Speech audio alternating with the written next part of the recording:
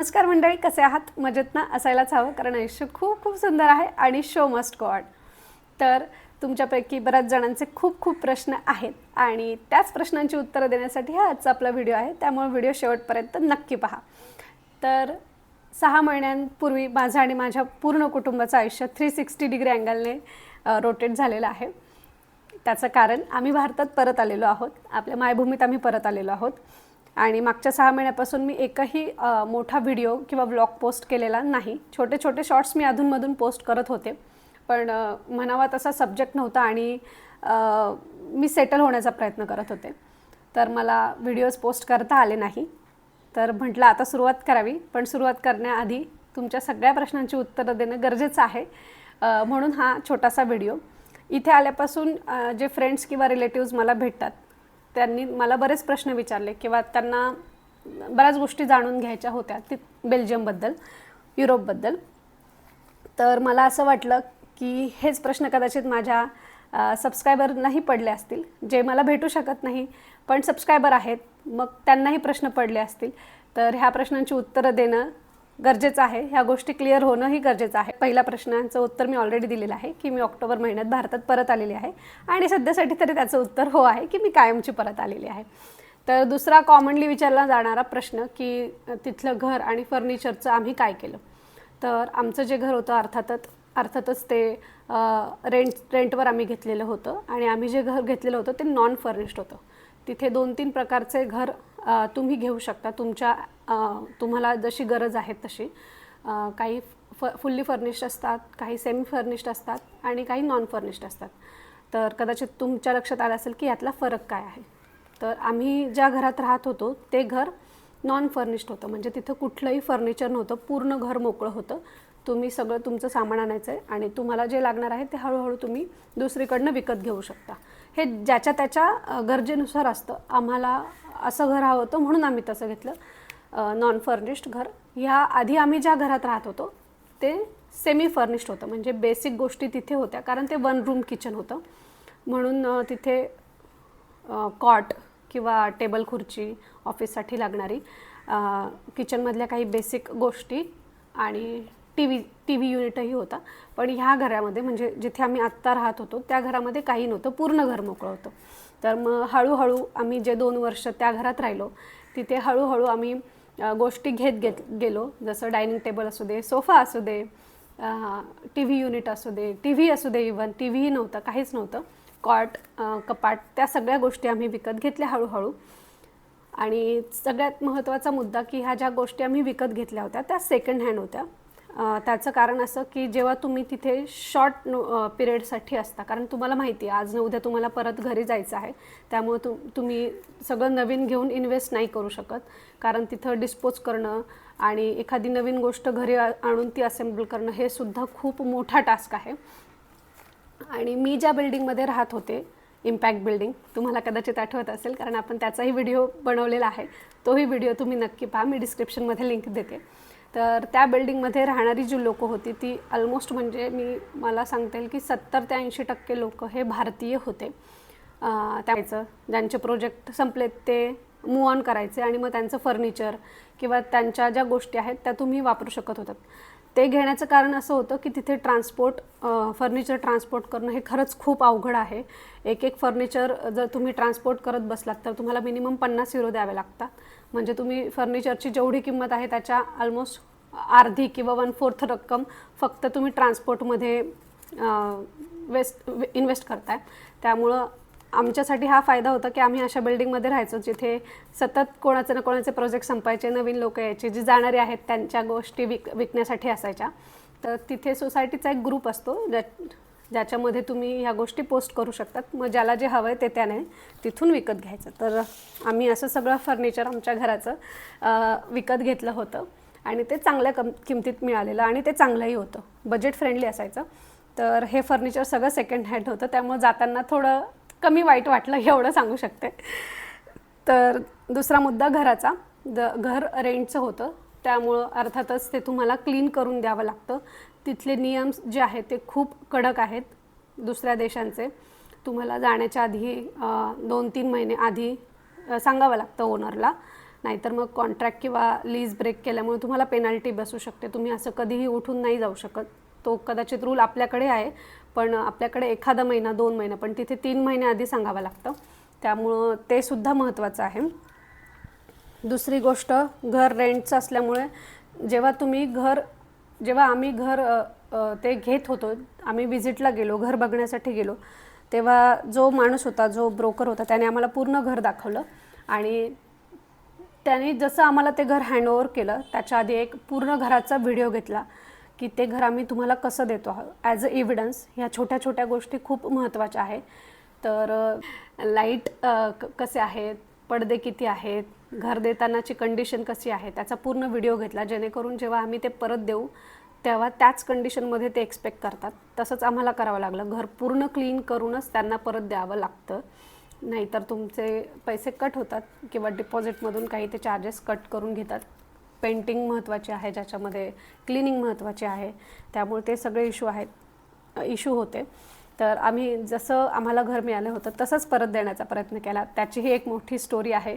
महिनाभर आम्ही घर क्लीन करणं, तिथे गोष्टी सहजासहजी मिळत नाही, तुम्हाला माहिती आहे. क्लिनिंगसाठी लेडीना अप्रोच करणं, ह्या सगळ्या गोष्टी आम्ही केल्या आणि तो खरंच एक नवीन अनुभव होता असं मला म्हणता येईल. तर तिसरा महत्त्वाचा प्रश्न की मी तिथे किती वर्ष होते. मी ऑलमोस्ट 3 वर्ष तिथे होते, पण हे 3 वर्ष म्हणजे बेस्ट होते असं मला म्हणता येईल. मला बऱ्याच नवीन गोष्टी शिकायला मिळाल्या आणि एक सगळ्यात मोठं स्वप्न पूर्ण झालं की मला युरोपला जाऊन राहायचं होतं. बरं, आधीही आपल्या चॅनलच्या डिस्क्रिप्शनमध्ये सांगितलं आहे की मला बघायचं नाही आहे, मला तिथे राहून बघायचं आहे, ॲटलिस्ट 1 वर्ष तरी राहायचं आहे. तर देवाच्या कृपेने मी 3 वर्ष तिथे राहिले. तर आता पुढचा प्रश्न जो मला फ्रिक्वेंटली विचारला जातो की आता माझ्या मुलाच्या पुढच्या शिक्षणाचं काय. तर आम्ही ज्या शाळेत जात होतो ती इंटरनॅशनल स्कूल होती. त्याचं कारण असं की तिथे ज्या लोकल शाळा आहेत, लोकल स्कूल आहेत, तिथे फ्रेंच आणि डच हे माध्यम असतं शिकवण्याचं. आणि तुम्ही त्या शाळेत तेव्हा जातो किंवा एखादा माणूस जेव्हा तिथे जातो तेव्हा तो लोकल शाळेमध्ये तेव्हा घालतो जेव्हा त्याचा तिथे राहण्याचा लाँग टर्मचा प्लॅन असतो किंवा त्याला कदाचित भारतात परत नाही यायचं. पण आम्हाला माहीत होतं की आम्हाला कधी ना कधी जायचं आहे, म्हणून आम्ही इंटरनॅशनल स्कूलमध्ये त्याला टाकलं होतं, ज्याचं नाव DY पाटील इंटरनॅशनल स्कूल होतं. आधी DY पाटलांची स्कूल आहे ती, पण आता त्याचं नाव चेंज झालेलं आहे. त्याचं नाव आता ISB आहे, इंटरनॅशनल स्कूल ऑफ बेल्जियम. तर तिथे त्याला टाकलं कारण तिथलं जे माध्यम आहे शिकवण्याचं ते इंग्लिश आहे, जेणेकरून इथे आल्यावर आम्हाला जास्त त्रास होणार नाही. कारण त्यामुळं इंग्लिश हीच अशी एक लँग्वेज आहे ज्याच्या थ्रू आपण परत इकडे प्रवाहात येऊ शकतो किंवा इझी होऊ शकतो, कारण आपल्याकडे अजून फ्रेंच डच इतकं नाही आहे. तर त्यामुळे तो इंटरनॅशनल स्कूलमध्ये होता. आणि दुसरा मुद्दा, इंटरनॅशनल स्कूलची फी जी असते ती प्रचंड असते, पण आमच्या केसमध्ये किंवा आम्ही ज्या कंपनी थ्रू जातो तिथे कंपनी थोडासा हातभार लावते, त्यामुळं ती फी आपल्याला परवडते. तर पुढचा प्रश्न मला विचारला गेला की आता पुढे काय, तू व्लॉग बनवणार की नाही. हा प्रश्न तर खूप कॉमनली होता आणि हे ऐकून मला खरंच खूप भारी वाटलं की माझा जो काही छोटासा प्रयत्न आहे किंवा बरीच लोक आता मला भेटल्यावर विचारतात, तुझे व्हिडिओ छान असतात किंवा आता तू व्हिडिओ टाकत नाहीस, काय झालं आहे. हे ब्लॉग बनवेल जसा जसा मला वेळ मिळेल, कारण आत्ता 6 महिन्यात खरंच मला सेटल होण्यातच इतका वेळ गेला की मला असं सब्जेक्टच सापडत नव्हता की नक्की काय सांगावं. त्या ब्लॉगमधून काहीतरी नवीन देण्याचा प्रयत्न करणं सध्या तरी हा मुद्दा आहे. त्यामुळं भलेही वेळ लागू देत, पण चांगले व्हिडिओ बनवण्याचा मी प्रयत्न करणार आहे. दुसरा प्रश्न मला विचारला जायचं की प्रोजेक्टचं काय किंवा जो प्रोजेक्ट होता तो संपला का, म्हणून तुम्ही परत आलात का. तर तसं काही नाही आहे, प्रोजेक्ट रन होतच असतात कंपन्यांचे. माझ्या हजबंडला तिथे राहून 5 वर्ष झाले होते आणि जेव्हा तुम्हाला तिथे राहून 5 वर्ष होतात तर तुम्हाला तुमच्या होस्ट कंट्रीला परत पाठवलं जातं, कारण तुम्हाला टॅक्स भरणं गरजेचं असतं, तुम्ही दुसऱ्या देशाचे आहात म्हणून. आणि तो जो टॅक्स भरायचा असतो तो मग खूप जास्त आहे आणि मग आपली सेविंग होत नाही, कारण लिटरली आपण जेव्हाही फॉरेनमध्ये जातो जॉब करण्यासाठी तेव्हा प्रत्येक भारतीयाचा हा पहिला मुद्दा असतो की आपलं सेविंग व्हायला पाहिजे. आणि जर तेच इम्पॅक्ट होत असेल तर मग इथे येणं जास्त बेटर असतं. हा डिसिजन घेऊन आम्ही परत आलो. आहे की फ्रेंच लँग्वेजचं काय. मी तुम्हाला मध्ये सांगितलं होतं जेव्हा आपले व्हिडिओज येत नव्हते की मी आत्ता सध्या फ्रेंच लँग्वेज शिकते आहे आणि ती कंपल्सरी आहे. तर का, कसं आणि मी किती लेवल शिकले आहे. तर जेव्हा तुम्ही डिपेंडंट म्हणून तिथे जाता, मी फक्त बेल्जियमबद्दल बोलते आहे कारण मी तिथे राहिले, मला तेवढ्याबद्दलच माहिती आहे, मी ते सांगते. हे नियम ह्या गोष्टी कंट्री वाईज चेंज होऊ शकतात, तर तोही मुद्दा तुम्ही लक्षात घ्या. तर तिथे डिपेंडंट विजावर जेव्हा तुम्ही जाता, डिपेंडंट म्हणजे काय, जसे माझे हजबंडला कंपनीने तिथे पाठवलं होतं कामासाठी, प्रोजेक्टसाठी, आणि मी ॲज अ वाईफ म्हणून त्यांच्याबरोबर गेले होते. तर म्हणजे आम्ही फायनान्शियली त्यांच्यावर डिपेंडंट आहोत, कारण मी तिथे कुठलाही जॉब नव्हते करत. तर जे डिपेंडंट विजावर तिथे येतात त्यांना 4-5 वर्षापासून त्यांच्या गव्हर्नमेंटने असा नियम केलेला आहे की तुम्हाला इथली लँग्वेज शिकणं गरजेचं आहे. आता लँग्वेजवरून बऱ्याच गोष्टी आपल्या देशातही होतात, पण हा सरळ सोपा मार्ग मला खूप इंटरेस्टिंग वाटला की हा नियमच करून टाकला आहे की तुम्हाला आता ही लँग्वेज शिकायचीच आहे. अर्थात बेसिक शिकायची आहे, तुम्ही पुढे शिकू शकता तुम्हाला हवी असेल तर, पण ॲटलिस्ट A1 आणि A2 लँग्वेज A2 लेवलपर्यंत तुम्हाला यायला हवी. मग ती फ्रेंच असू देत किंवा डच असू देत, कारण ह्या दोन्ही भाषा त्यांच्या इंटरनॅशनल लँग्वेज आहेत. इंग्लिश ही त्यांची इंटरनॅशनल लँग्वेज नाही, त्यामुळे तुम्हाला इंग्लिश येत असेल तरी त्याचा फारसा उपयोग तिथे होत नाही. या दोन्हीपैकी एक लँग्वेज येणं तुम्हाला गरजेचं आहे. आणि मी A1 आणि A2 दोन्ही लेवल कंप्लीट केलेले आहेत आणि मी पास झालेले आहे. तो जो कोर्स होता तो फ्री ऑफ कॉस्ट होता, गव्हर्नमेंटकडनंच होता. आणि आता मला बेसिक फ्रेंच येतं, मी बोलू शकते, मला समजतं आणि खरंच इंटरेस्टिंग आहे लँग्वेज. जर तुम्ही कुठल्या युरोपियन कंट्रीमध्ये जाणार असेल तर मी तुम्हाला एक सल्ला देईल की तिथली जाण्याआधीच तिथली जी लँग्वेज आहे त्याचे बेसिक शिकून घ्या. एखाद 2 लेवल तिथल्या करा, जे तुम्हाला इझी जाईल तिथं कम्युनिकेट करणं पण. कारण बऱ्याच वेळा असं व्हायचं की तुम्हाला एक इंटरेस्टिंग मुद्दा सांगते. एकदा मी बसने प्रवास करत होते आणि अनाऊन्समेंट झाली की बस टर्मिनेट होत आहे आणि सगळ्या पॅसेंजर्सला उतरायचं आहे, काहीतरी टेक्निकल प्रॉब्लेम आहे. पण ती अनाऊन्समेंट झाली फ्रेंच आणि डचमध्ये. सगळे पॅसेंजर्स खाली उतरले, पण मला काही कळेच नक्की झालं आहे काय, कारण बसमध्ये फक्त 10-12 जण होते. आय थॉट की त्यांचं स्टॉप आला असेल म्हणून उतरले, पण बस थांबलीच. मग ड्रायव्हरने सहज मागे वळून पाहिलं तर मी बसले होते. तर मग त्याच्या लक्षात आलं असेल कदाचित की हिला समजलं नाही नक्की काय झालं आहे. तर आणि हा मुद्दा चांगला होता की त्याला इंग्लिश येत होतं. तिथे बऱ्याचशा जे ड्रायव्हर्स आहेत बसचे वगैरे त्यांना इंग्लिश येतं. तर तो मग मला सांगितलं की madam bus is terminated, you have to get down. आणि मग मी खाली उतरले आणि नंतर मलाच माझं हसू येत होतं की सगळे खाली उतरताना माझ्याकडे बघत असतील की हिला उतरायला सांगितलं, ही का उतरत नाही आहे. पण मला अनाऊन्समेंट कळलीच नाही कारण ती फ्रेंच आणि डचमध्ये होती. त्यामुळं अशा इमर्जन्सी सिच्युएशनमध्ये तुम्हाला तिथली लँग्वेज येणं गरजेचं आहे. एकतरी भाषा शिकणं गरजेचं आहे. तुम्हाला कदाचित तिथे जॉब मिळणं इझी होऊ शकतो. हा माझा तुम्हाला एक सल्ला आहे की जर तुम्ही मला बऱ्याच जणांनी विचारलं की आता बेल्जियम कॉलिंग जे चॅनलचं आपलं नाव आहे त्याचं पुढे काय, तर त्याचं नाव बदलणार का, काय ठेवणार. तर इवन काही लोकांनी सजेस्टही केले नावं, तर थँक्यू फॉर दॅट. पण सध्या तरी आपण चॅनलचं नाव तेच ठेवणार आहोत, कारण त्याच्याबरोबर खूप साऱ्या आठवणी जोडल्या गेलेल्या आहेत आणि सुरुवात तिथून झाली आहे, त्यामुळे सुरुवात विसरून चालणार नाही. म्हणून सध्या तरी आपण आपल्या चॅनलचं नाव नाही बदलणार. ओव्हरऑल एक्सपिरियन्स आता सगळ्यात महत्त्वाचं की आता मला लोक विचारतात तुला कुठे राहायला आवडतं, इथे की तिथे.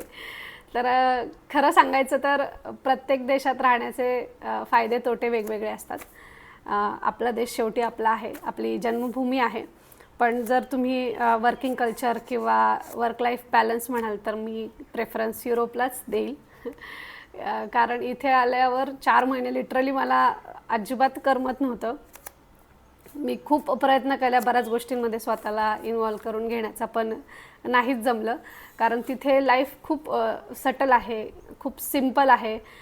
सगळ्या गोष्टी तुम्हाला कराव्या लागतात अर्थातच, पण त्याच्यातही एक मजा आहे. इथे आराम आहे, पण ती मजा, ते चॅलेंज मला इथे वाटत नाही, ॲटलिस्ट माझ्यासाठी तरी.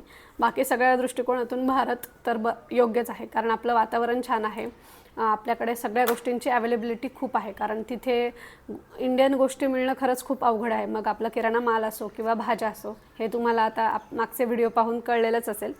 तर ॲडव्हान्टेज डिसॲडव्हान्टेज दोन्हीचे आहेत, त्यामुळं असं सांगता नाही येणार. पण तरीही पुन्हा संधी मिळाली तर फॉरेन नक्की चूज करेल मी. थोड्या दिवसांसाठी का होईना परत जाऊन येईन, कारण पहिला मुद्दा पण आहे पैशांचा. आपल्या करन्सीत आणि त्यांच्या करन्सीत खूप फरक आहे. जर तुम्हाला सेविंग करायची असेल आणि पुढचे जे वर्ष आहेत आयुष्याचे ते आरामात घालवायचे असेल, तर मी खरंच सांगेल की ॲटलिस्ट 4-5 वर्षांसाठी तरी तिथे जाऊन या, एक नवीन अनुभव मिळतो. आणि मग नंतर तर काय आपली कंट्री आपल्यासाठी ओपनच आहे, आपण कधीही येऊ शकतो. तर मला नक्की आवडेल परत जाण्यासाठी. तर आय होप की आजच्या व्हिडिओमध्ये मी तुम्हाला बऱ्याच साऱ्या प्रश्नांची उत्तरं दिली असेल. आणि जर आपल्याला परत कुठे जाण्याची संधी मिळाली युरोपमध्ये तर आपण त्या कंट्रीचं नाव ठेवू. पण सध्या तरी आपण बेल्जियम कॉलिंगच ठेवूयात, कारण तिथले पण अजून बरेच व्हिडिओ किंवा तिथे जाण्यापूर्वी मी काय काय तयारी केली होती, कुठल्या कुठल्या गोष्टी तुम्हाला फॉरेनमध्ये जाताना घेऊन जाव्या लागतात, ह्या गोष्टी पण मला तुमच्याशी शेअर करायच्या आहेत. त्याचाही मला एक व्हिडिओ बनवायचा आहे, मी तो लवकरच बनवेल. तर मी आता प्रयत्न करेल की नवीन नवीन सब्जेक्ट घेऊन तुमच्यापर्यंत येण्याचा, आठवड्यातून 1-2 व्हिडिओ बनवण्याचा प्रयत्न करेल. कारण अजूनही मी सेटल होते आहे. इथे आल्यापासून आमच्या घराचं फर्निचर, कलरिंग ह्या सगळ्या गोष्टीत आम्ही खूप बिझी होतो. मी एक घराची टूरही तुम्हाला देणार आहे, त्यामुळं तोही एक विषय डोक्यात आहे. तर जेव्हा कुठे मला नवीन सब्जेक्ट आठवेल किंवा हे शेअर करणं वर्थ आहे, काहीतरी नवीन माहिती मिळते असे मला वाटेल, तेव्हा मी नक्की व्हिडिओ बनवण्याचा प्रयत्न करेल. आणि आय होप की तुम्हाला ते आवडत राहतील. Keep sharing, keep blessing, keep watching. भेटूयात असंच काहीसं नवीन घेऊन पुढच्या व्हिडिओमध्ये. जय महाराष्ट्र.